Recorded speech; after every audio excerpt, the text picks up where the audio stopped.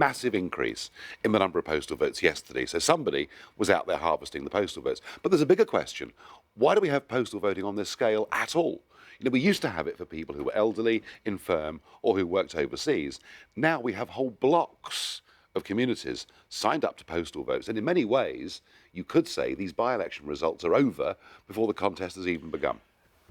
Sour grapes? No. Bad loser? No. Look, I've said this at every single by-election for the last 3 or 4 years. Yeah, but you've said it every time you've lost. You've used this as an excuse in South Thanet, and they said that, you know, they found no evidence at all. I didn't mention it in South Thanet at all. I'm talking particularly about by-elections.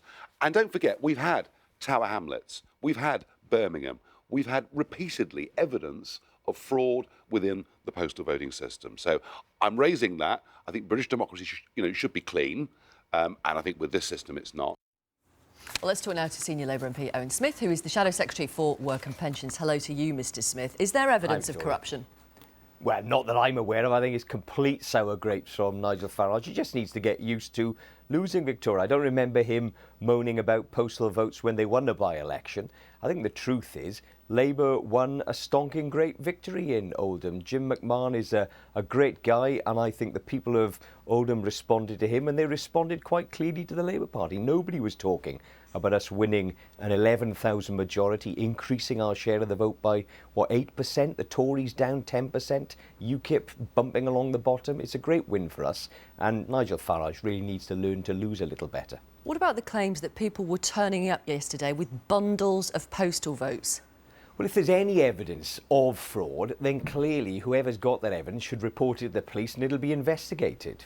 I think that's pretty standard practice. But some of the stuff I've heard from Nigel this morning, well, as I said, I think he needs to just get over himself. He lost badly here, Labour won, and he needs to, I think, just accept that and move on.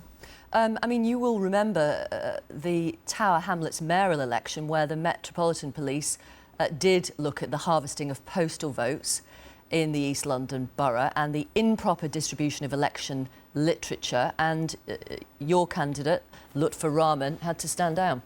Yeah, but why on earth should anybody suggest, until they've provided some evidence or indeed said that they're going to report this to the police, anybody draw any connection between Jim's brilliant win in Oldham and what happened in Tower Hamlets? I mean, I heard Nigel Farage this morning talking about people who couldn't speak English. I mean, I thought there was a slight whiff of racism. I'm sure he can't have intended it, but it did come across in that way, and I think he needs to look hard at himself and just accept that Labour won with a message that was about working people's interests and their concerns in Oldham. We fought on the tax credits issue where Labour won a brilliant victory from the government, turning round the decision that would have taken millions of pounds away from millions of people in this country. They buried that in the autumn statement and then moved swiftly on to Syria, of course. But the people of Oldham clearly clocked it and saw what the Tories were trying to do, and that's why the Tories lost 10% of the vote in this election and Labour went up almost 10%. So it's about racism rather than alleged corruption?